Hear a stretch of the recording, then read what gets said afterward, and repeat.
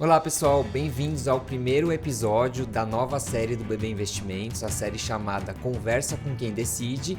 É uma série de bate-papos que a gente vai fazer com gestores das principais empresas do Brasil e tentar explorar um pouquinho das tendências e os desafios dessas indústrias aqui no mundo. Eu sou o Vitor Pena, gerente da área de pesquisa aqui do BB Investimentos, e hoje eu estou com a analista de agroalimentos e bebidas, Jorge, que vai apresentar agora nosso convidado especial de hoje. Isso aí, Vitor. Nosso convidado de hoje é Luiz Osório do Moncel, fundador e atual Executive Chairman e presidente do Conselho de Administração do Grupo Três Tentos, uma das empresas do agronegócio que mais tem chamado a atenção dos investidores e tem tido uma valorização muito grande na Bolsa nos últimos meses. Seja muito bem-vindo, Luiz. Obrigado, Jorge. Obrigado, Vitor. É um prazer estar aqui. Prazer é todo nosso. Só apresentando um pouquinho da história do Luiz, ele é graduado em Medicina Veterinária pela Universidade Federal do Rio Grande do Sul, possui também um MBA em Gestão Empresarial pela Fundação Getúlio Vargas e em 2023 ele concluiu o programa Owner President Management da Harvard Business School. Foi um dos sócios fundadores da Três Tentos Agroindustrial em 1995, assumindo o cargo de diretor administrativo financeiro na época e estando diretamente envolvido no crescimento e na consolidação do Grupo Três Tentos. Em 2019, assumiu a posição de diretor-presidente, função que exerceu até esse ano, quando passou a ocupar o cargo de Executive Chairman e presidente do Conselho de Administração.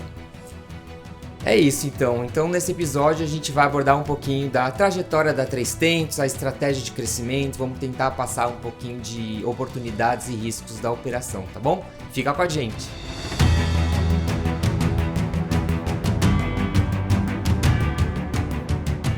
Luiz, eu queria começar perguntando sobre o modelo de negócios da companhia, né? Vocês estão expostos a riscos do agronegócio, mas de uma forma um pouco diferente. Vocês atuam com varejo de insumos agrícolas, trading de grãos e industrialização e produção de óleo e de farelo. Mas vocês não operam a produção de grãos propriamente dito. Por que vocês decidiram atuar com esse modelo de negócios e o que isso traz de resultado e de vantagens competitivas para Três Tentos? Excelente pergunta, Jorge. Eu vou voltar lá atrás na decisão, há 30 anos atrás, até comentávamos antes do programa aqui, que no dia 4 de fevereiro de 1995 a Três Tentos recebeu a primeira carga de milho e ali foi a primeira nota fiscal, enfim, foi quando nós começamos a trabalhar. A família é uma família de produtores rurais, né, onde o nosso pai começou em 1954, então são mais de 70 anos atuando na produção rural de trigo, soja e milho. Hoje nós mantemos esse negócio ainda no Rio Grande do Sul e no Mato Grosso. E nós, sendo produtores rurais, nós nos motivamos, o pai João Marcelo e eu, há 30 anos atrás, a dar um passo além da agricultura e buscar ajudar os nossos colegas produtores rurais a terem acesso a melhores tecnologias, a melhores sementes, a melhores condições de negociar suas safras, uma tecnologia vinda através de químicos ou qualquer outro tipo de proteção de cultivos. Então tudo foi indo nessa direção. A gente começou com sementes e grãos em 95 e logo nós fomos para a parte de proteção de cultivos e também de fertilizantes. E começou a evoluir, obviamente que lá há 30 anos atrás a gente não pensava que a Três Tentos poderia estar hoje já atuando em alguns estados brasileiros, principalmente no Rio Grande do Sul e no Mato Grosso. E sendo esse ecossistema que se formou, se tornou, que ele é único, né? Nós, inclusive com o Banco do Brasil, na época do IPO, né, a gente fazíamos levantamentos, quais empresas poderiam ser pares da Três Tentos ou que tivessem similaridades, e a gente achava sempre empresas com atuação em determinados momentos da cadeia.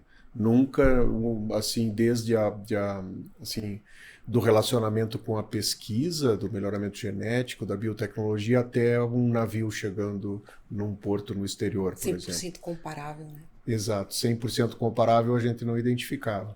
E aí, respondendo daí diretamente a tua pergunta, o porquê, porque nós decidimos manter a atividade agrícola na pessoa física, né? Então nós temos hoje uma pessoa física que é gerida como uma empresa, né, no Rio Grande do Sul e no Mato Grosso, que é outro negócio, E a 300 nós nos dedicamos para ela ser essa empresa que fornece ao produtor várias soluções em toda a cadeia, né?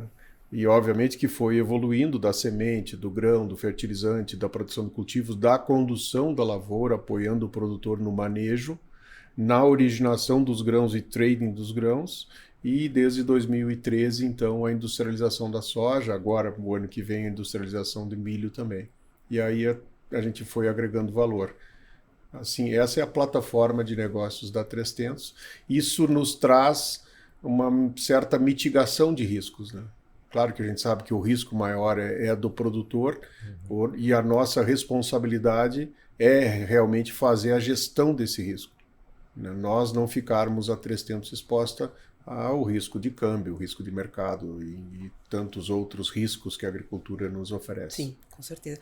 Luiz, até o modelo de negócio de vocês, e como você comentou, né, ele deixa claramente essa mitigação de riscos e essa preocupação de diversificação mesmo do negócio de vocês, né?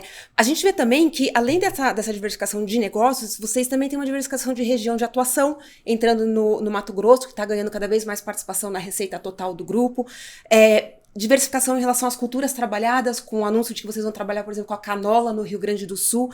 Eu queria entender um pouquinho quais são as métricas que vocês utilizam para definir por determinada cultura ou determinada região, e quais são os horizontes que vocês pretendem abrir nesse ciclo de expansão atual que vocês já estão trabalhando nele.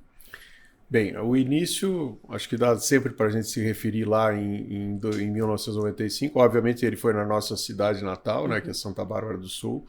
Fica situada próximo a Passo Fundo e Juí, é bem no coração da soja, do milho e do trigo no Rio Grande do Sul. Então a decisão foi ali de construirmos a unidade de beneficiamento de semente, a unidade recebedora de grãos e já a primeira loja 300 que fornece insumo para os agricultores com os estoques desses insumos, sempre para que eles estejam 100% disponíveis nos momentos de uso de cada insumo. A partir dali, a gente começou a fazer levantamentos, obviamente com assim, os produtores nos chamando muitas vezes para ir em determinado município, que a gente começou a ter uma representatividade regional, né? Então, não só mais local, mas sim regional. Aí a gente começou na filial 2, que foi Saldanha, na filial 1 que foi Saldanha, a 2 que foi Ibirubá. A gente começou a ampliar nossa área de atuação e fomos profissionalizando a nossa, assim, o modelo de trabalho e o modelo de expansão. Então, ali a gente já estávamos decididos que a gente seria uma empresa com atuação estadual, né? E obviamente, mandando semente, mandando outros produtos para outros estados. Eventualmente, a gente vendia e ainda vende alguma coisa de trigo para o Paraná, mesmo para o Nordeste, via cabotagem, né? As sementes a gente manda para o Mato Grosso do Sul, para o próprio Mato Grosso, São Paulo e Paraná. Então a gente começou a ter esses contatos e assim o nosso networking, a nossa rede de contatos, ela começou a aumentar muito. Mas principalmente com o produtor rural. Nós nunca tiramos o foco, Vitor, assim, de estar próximo do produtor todo o tempo, né, sabendo que a agricultura não começa numa unidade de beneficiamento e nem muito menos num porto. Ela começa e termina ali com o produtor rural. Obviamente que a gente manipula esses produtos depois. E hoje, Georgia, nós temos um departamento, né, dentro da diretoria de marketing, que tem todo o Brasil mapeado, as regiões, os municípios, né, os concorrentes, quem já está atuando, mas a gente atende, bota muita atenção nisso para definirmos onde pode ser uma loja ou uma unidade 300 que interesse principalmente para o produtor rural, que venha ajudá-lo, que venha realmente a fazer a diferença naquela região. E aí a gente faz os levantamentos e coloca essa nova unidade de negócios. Mas ela só acontece quando tem interconectividade com a 300, ou fábrica ou logística para os portos. Entendi. Vocês, então, quando vocês entram numa nova região, vocês costumam entrar com loja de varejo de insumos?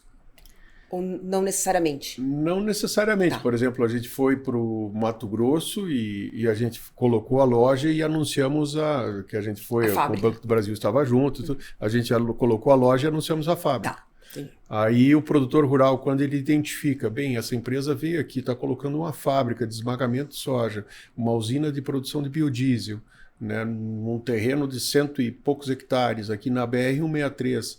Ela valer, não né? veio para fazer 2, 3 safras, ela veio para ficar. Entendi. E aí essa relação ela começa a ser construída com esse agricultor, vamos usar Mato Grosso como exemplo, com o agricultor de Sorriso, de Sinop, de Vera, de Nova Ubiratã. É uma relação que é construída com bases muito sólidas, né?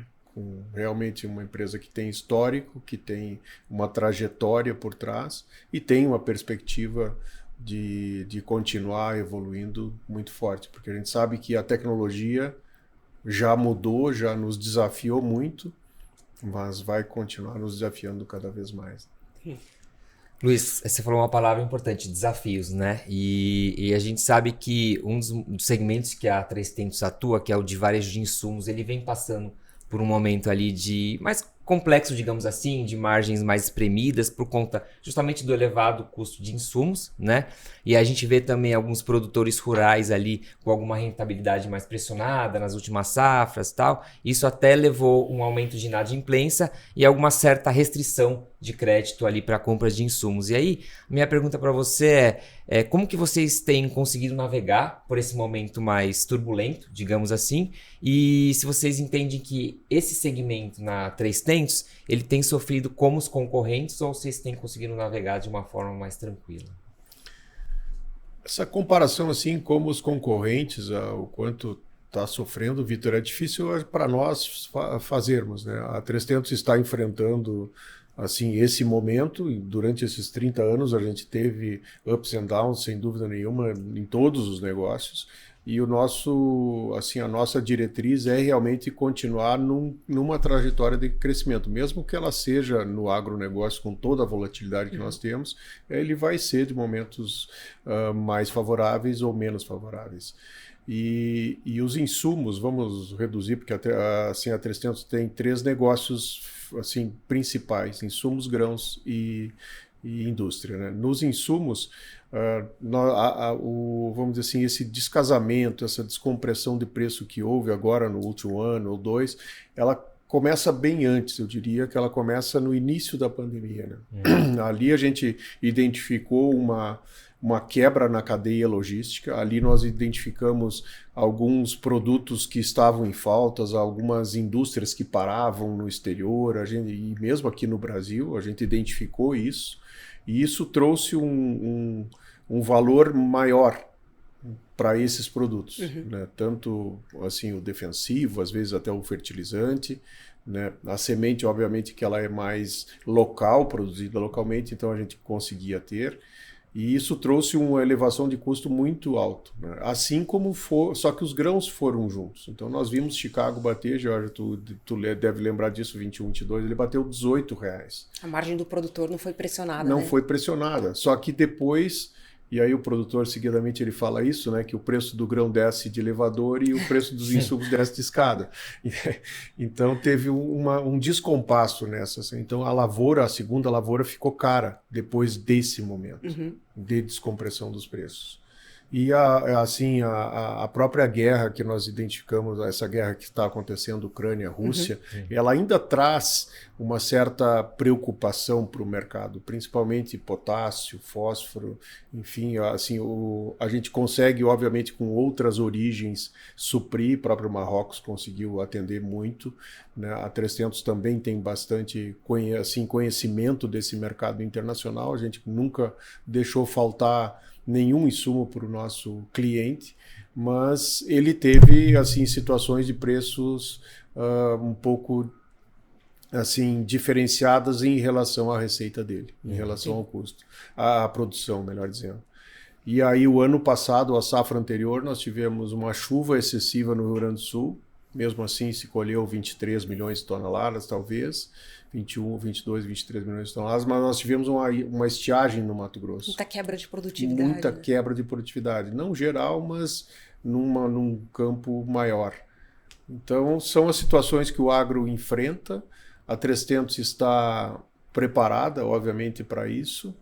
Nós sabemos que muitas vezes quando o produtor não colhe para pagar toda a conta, ele paga aquela parcela que é possível, a gente reprograma e aí então é um deslocamento de receita que é feito dentro da companhia. Né? Nós temos feito assim, sempre fomos muito cuidadosos com documentação e continuamos cada vez mais, porque identificamos aqui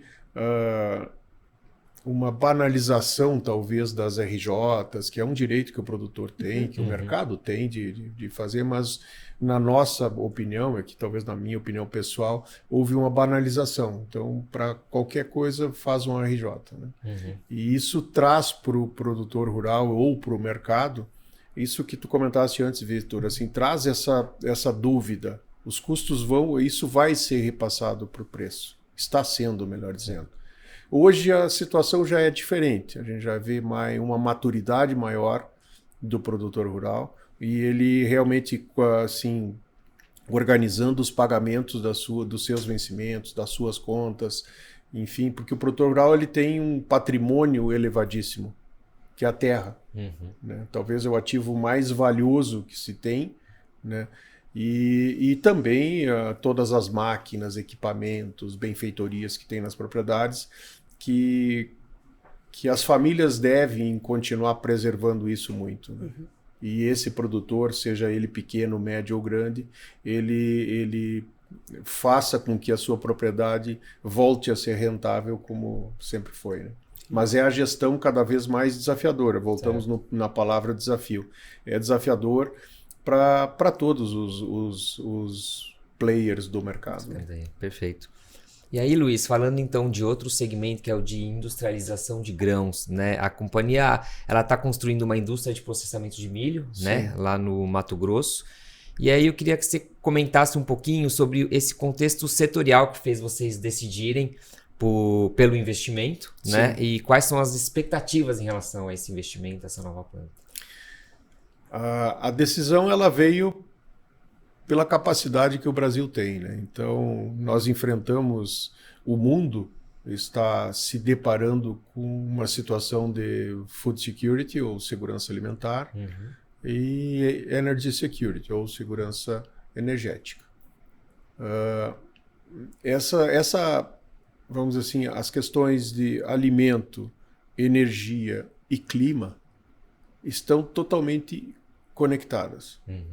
Quando a gente fala em mudanças climáticas, em redução de emissão de CO2, em ter cada vez mais a produção de biocombustíveis ou energias limpas, o Brasil passa a ser, e já é, né, e passa a ser cada vez mais talvez o grande player, a referência que o mundo precisa.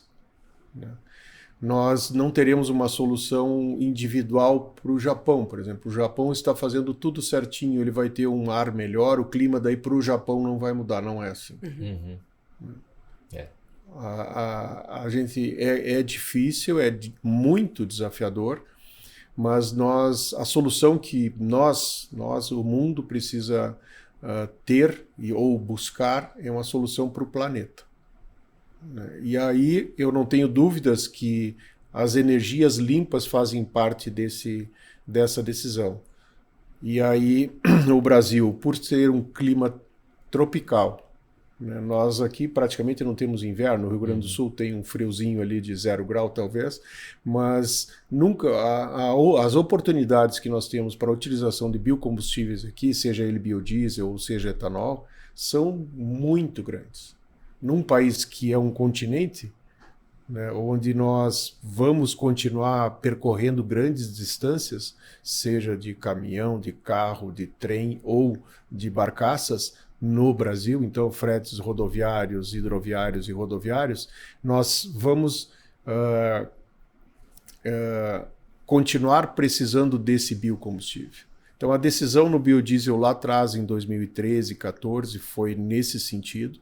A decisão do etanol agora também é nesse sentido, porque nós estamos chegando ali em Porto Alegre do Norte, por exemplo, onde é a planta de processamento de milho, produzindo etanol e DDG. Vitor, ali é o maior rebanho, concentração do rebanho bovino do Brasil, que é o nordeste do Mato Grosso, Geórgia e o sul do Pará. E é um rebanho que já está ficando cada vez mais intensivo, menos extensivo. Pastagens degradadas ou voltando para um reflorestamento para produzir biomassa ou até indo para a agricultura, né? E essa pecuária ficando intensificada. Então ali nós estamos produzindo essa proteína vegetal, que é o DDG de milho. A ração animal vai ganhando cada vez mais relevância, né? Cada vez mais relevância. E ali nós estamos produzindo um biocombustível, que é o etanol. E podemos usar o etanol hidratado cada vez mais, porque ele vai estar sendo produzido ali, indo para o Nordeste, para o Norte, e não precisando competir diretamente com o etanol de cana de São Paulo, por exemplo. Então, são pontos assim que nos levou a continuar dentro, porque tu pode perceber, Vitor, que nós não mudamos o ecossistema. Certo. Só que ao invés de ser soja aqui na ponta, a industrialização é milho. Mas aqui a semente do milho, a tecnologia toda ela está sendo feita. Por exemplo, hoje nós já estamos com boa parte do milho que nós utilizaremos o ano que vem. A planta deve começar a rodar no primeiro trimestre de 26 e boa parte desse milho já está chegando nas unidades 300 do Vale do Araguaia agora.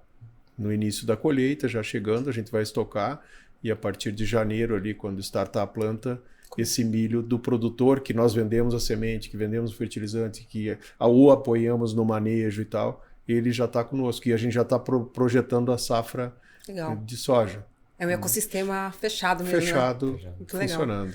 Ô Luiz, além desses três unidades de negócio, né, vocês também tiveram recentemente a aprovação do Banco Central para operar crédito rural em diversas modalidades. Sim. Como é que vocês veem esse negócio crescendo na companhia, ganhando relevância? Enfim, o que vocês esperam que ele represente do resultado da companhia no curto e no médio prazo? A gente tem uma expectativa muito positiva com a Atentos Cap, a financeira que começou em junho de 21, né, onde ela foi aprovada pelo Banco Central para começar a operar. Nossa visão é realmente, e eu aqui, estando no Banco do Brasil, assim, nós temos assim, uma relação muito estreita, tu sabe disso, a família com o banco, como a família produtora.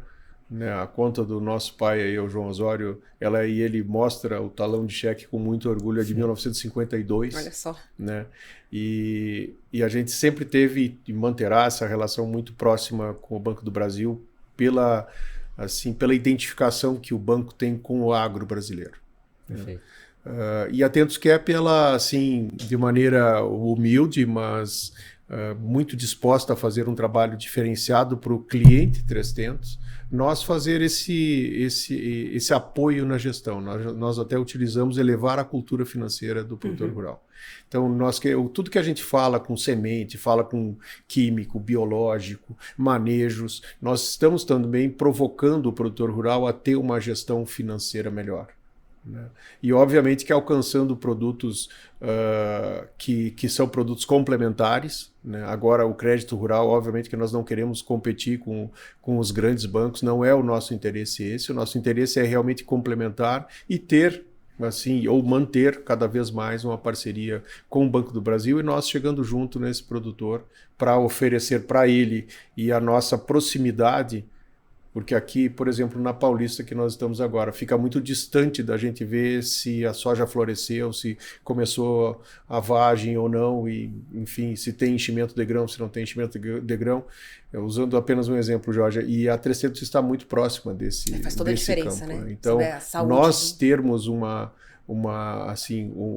conectividade, nós termos uma ligação entre nós e o produtor, a gente acha isso muito positivo. Verdade. Perfeito, com certeza. Bom, Luiz, vamos mudar um pouquinho o tópico agora, vamos falar um pouquinho menos da 300, mais na visão na verdade, do investidor, né? Certo. Vocês divulgaram, inclusive, uma mudança recentemente na presidência da empresa, do Conselho de Administração também, com você assumindo, então, o cargo de presidente do Conselho, e o seu irmão, João Marcelo Dumoncel, que atuava nesse cargo, ele veio a assumir o cargo de CEO, certo?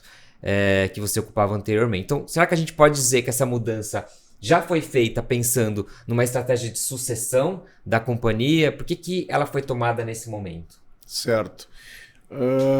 O João Marcelo e eu, assim, o 300, obviamente, que tem muito a ver com os três, o pai dos dois filhos, né?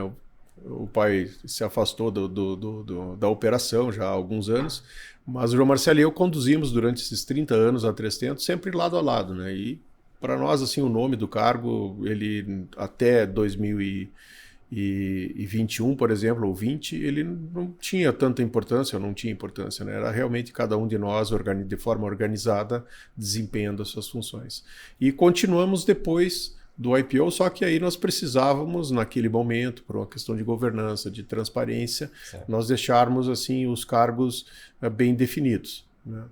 E o que nós fizemos lá naquele momento, então, que eu começaria como CEO e ele como COO, e os demais diretores executivos, e nós, os dois, participando de um conselho na época de 6 membros, hoje são 7, e nós dois participando desse conselho para levar a 300 para dentro do conselho. Então, perfeito, nada melhor que nós dois estarmos ali debatendo e ajudando a tomar as decisões. Daí, o ano passado, a gente já sabíamos que em abril seria a Assembleia Geral Ordinária para finalizar o segundo mandato. Aí nós programamos, então, dele ir para a presidência executiva ou assumir o cargo de CEO. Aí o Luiz Augusto, que é o meu filho mais velho, ele já passou por todas as áreas da empresa, ele está assumindo, ou assumiu, melhor dizendo, a posição de COO, né? E ele faz, vamos dizer assim, hoje todo um apoio nas operações, porque a companhia cresceu muito. Então, nós estamos começando a fazer uma distribuição das tarefas melhor, né? E eu assumi, então não fui apenas para a área estratégica de ficar como chairman, eu assumi uma posição de executive chairman, onde a área financeira e a área de pessoas respondem para mim, para que a gente consiga manter essa, vamos dizer assim, essa linha, porque eu sempre acabei trabalhando no financeiro, né? E muito próximo hoje do CFO, do Cristiano, muito próximo da Miziara, que é hoje a CHRO, muito próximo de pessoas e muito próximo desse financeiro. Então, nosso objetivo com isso é fortalecer ainda mais a cultura 300, de ser a empresa trabalhadora, de ser uma empresa simples, mas essa simplicidade ela nos remete a ser cada vez e trabalhar cada vez mais com excelência, não o contrário, né? E deixar assim passar para o investidor que a gente tem assim muita assim clareza do tamanho da nossa responsabilidade com 30 mil investidores, né? Com mais de 25 mil clientes produtores rurais da 300. Para isso nós precisamos ter uma governança forte, e é o que nós temos, e é o que nós estamos cada vez mais buscando para irmos nos preparando para a companhia continuar crescendo e para a companhia ter assim, uma longevidade muito grande. Esse é o nosso objetivo como fundadores, né? E hoje um time que mais de 2.500 pessoas no time, que tem esse ownership, né? Que vestem a camisa 300, e aí eles assim a gente tem um reconhecimento enorme. Legal. Luiz, tem outro ponto que interessa bastante para os investidores, é a questão de política de dividendos, né? Você até comentou de continuar investindo na companhia para crescer. Como é que vocês equilibram essa necessidade de reinvestimento para dar vazão para o crescimento da companhia com o interesse dos acionistas em ter um retorno financeiro via pagamento de dividendos? E o que vocês levam em consideração no momento de definir montantes e frequência de pagamentos? Certo. A gente tem no estatuto, Georgia, um mínimo de 5%, né? Então foi o que nós fizemos em 21, né, que foi o ano do IPO. Obviamente que ali nós tomamos o recurso, o investidor para crescer, né? Para crescer, enfim, não fazia sentido qualquer coisa diferente, né, na nossa visão. Obviamente que o conselho nos ajudou muito para tomarmos essa decisão. E depois, durante o ano de 22, eu não me lembro, mas acho que a gente repetiu 5%, porque também estávamos nesse período de grande investimento. Na realidade, a 300 não para nunca de crescer. Cresce né? muito, né? Daí nós também fizemos 5% e depois no outro ano foi 23,10 e 24, 12,5. Né? Mas sempre com a conta talvez feita de cima para baixo, o quanto que a gente precisa investir, o quanto que está, o quanto que o investidor 300 tem essa expectativa. Mas na minha visão e na nossa visão assim da diretoria executiva, Vitor e Georgia, o dividendo agora ele é o que menos importa para o investidor. O investidor quer ver a 300 continuar nessa trajetória. É um caso de crescimento, né? Uma empresa de crescimento. E que está assim, há 3 anos e meio, 4 anos aí no mercado, né? Então, nós somos, assim, temos um grande caminho, um grande percurso a ser feito ainda. Dentro de uma empresa que trabalha hoje diretamente com unidades do Rio Grande do Sul e no Mato Grosso, que são 2 estados, o maior e o que sempre briga entre segundo e terceiro com o Paraná, mas nós temos no mínimo 10 estados que a 300 poderia ir ou poderá ir. Oferecer um serviço diferenciado, oferecer produtos diferenciados. Tem muita oportunidade ainda, né? Óbvio que a gente vai fazer isso sempre com muita responsabilidade, como eu falei, sempre com um nexo logístico. Né? Isso precisa fazer sentido para a 300 e, obviamente, que daí isso vai trazer para nós cada vez mais e melhores resultados, aliado ao crescimento. O que é difícil, mas a empresa vem conseguindo ao longo dos 30 anos. E eu atribuo isso, obviamente, primeiramente pelo potencial do setor. O setor agropecuário brasileiro ele é mais do que assim, as potencialidades naturais do Brasil, de solo, de clima. Ele é a vocação do brasileiro. Perfeito. E aí a gente está assim, explorando ou tendo o máximo uso disso. Sim. Legal. Agora, Luiz, mudando um pouquinho o foco para os investidores de CRAs, né, que a companhia tem listados aí disponíveis no mercado, eu queria ter uma visão de como que vocês estão enxergando a atual alavancagem financeira, em termos de prazo, de custo, se vocês entendem que a estrutura atual de capital da 300 está adequada nesse momento para a companhia. A estrutura está adequada, sim, Vitor.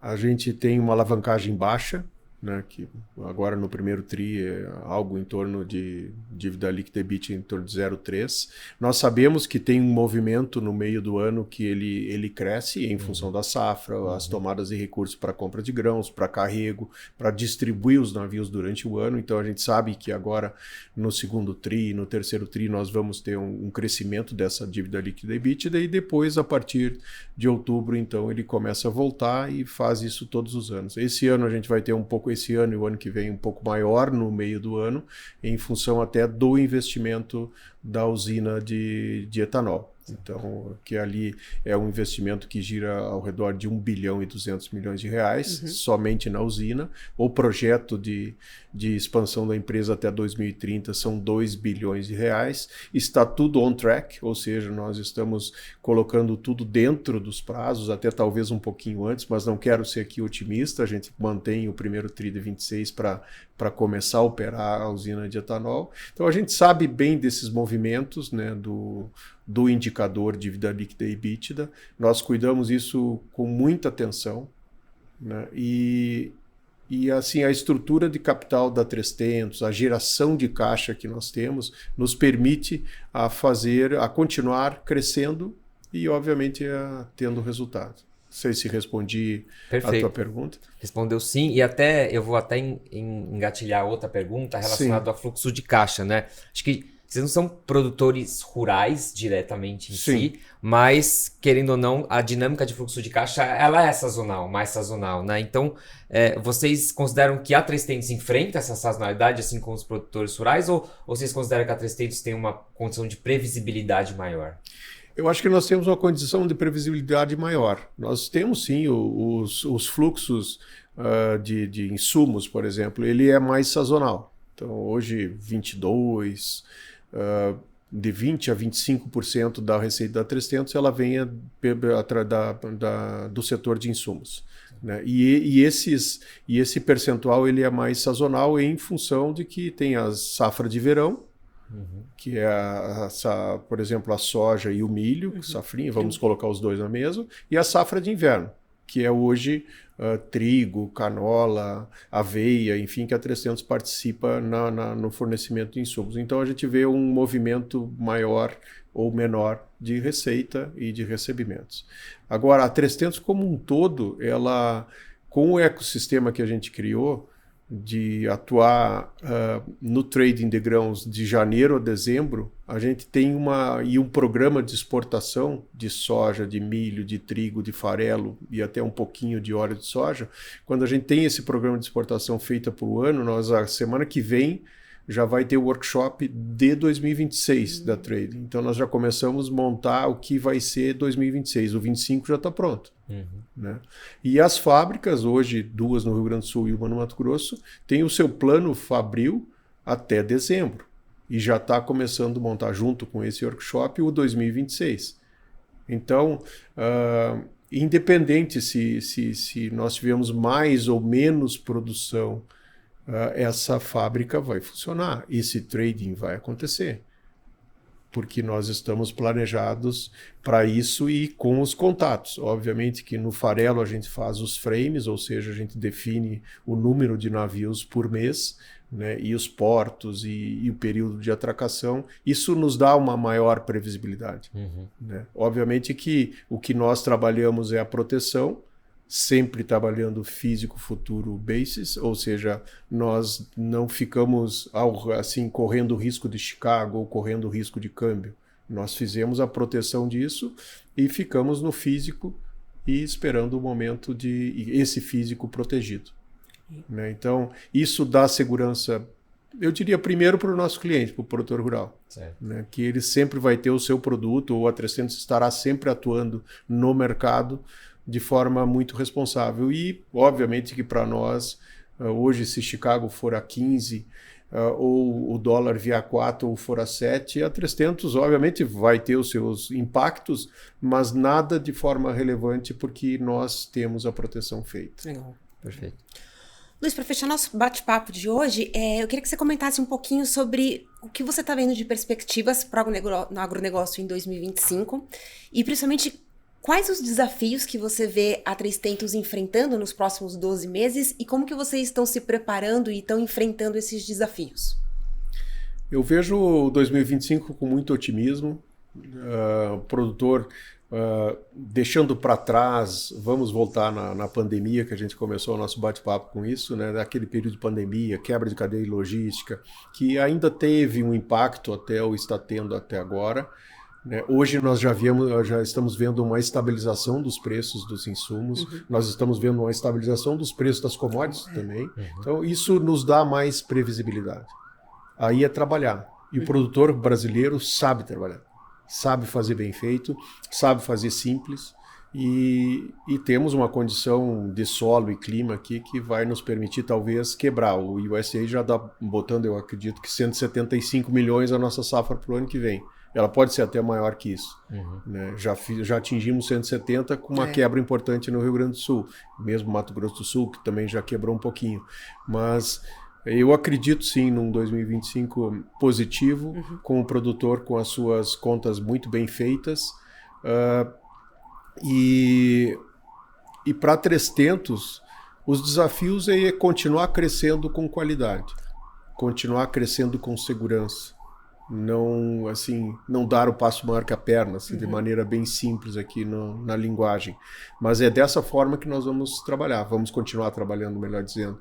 E assim, mantendo uma empresa com uma cultura forte, que consiga representar bem esse agro aqui no Brasil e fora do Brasil, né? Quando a gente realmente fala em tudo que o Brasil está fazendo, no Código Florestal Brasileiro, que 64% das nossas florestas são florestas nativas, que o Brasil usa 14% da sua área para agricultura, 3% ou perto de 3% são as cidades, e nós temos em torno de 19% de pastagem, e boa parte dessa pastagem é degradada, que poderá ser reflorestado para a produção de biomassa ou poderá ser virar lavoura e nós termos uma produção agrícola muito forte. Desafios como logística, são desafios importantes para o Brasil, e a 3tentos não está se furtando de participar nisso. Nós estamos investindo juntamente com outra empresa, com a Caramuru, num porto em Miritituba, né? Já começaram a terraplanagem, provavelmente em meados de 26 esse porto já comece a operar algum carregamento de farelo para o Arco Norte. O ano passado nós fizemos o primeiro navio de farelo pelo Arco Norte e já temos agora um programa de um navio por mês, saindo pelo Arco Norte, economizando para a Europa, por exemplo, em torno de 2.500 quilômetros marítimos. Então, esse é um grande desafio. E os biocombustíveis, Jorge, porque etanol, biodiesel, SAF, HVO, vem vindo. E o Brasil vai ser, já é um player importante e vai ser um player destacado nisso. Também continuaremos com energia solar, energia eólica, hidrogênio, tudo isso fará parte da nossa matriz energética. E o Brasil hoje é o país, talvez, com a matriz energética mais limpa do mundo. 47% da nossa matriz energética é limpa ou renovável.